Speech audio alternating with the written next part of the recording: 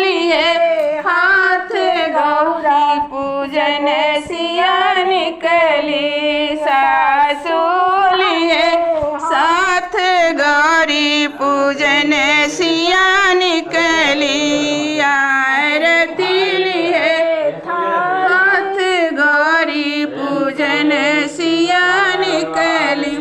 अपने जियठ जी के छोरी जियठ जी के छोरी जेठनी लिए साथ गौरी पूजन सिया निकली। आरती लिए हाथ गौरी पूजन सिया निकली। अपने सैया जी के छोरी सैया जी के छोरी ननदी लिए हाथ गौरी पूजन सिया निकली।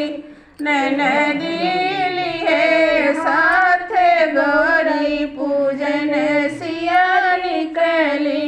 आरती लिए हाथ गौरी पूजन सिया निकली।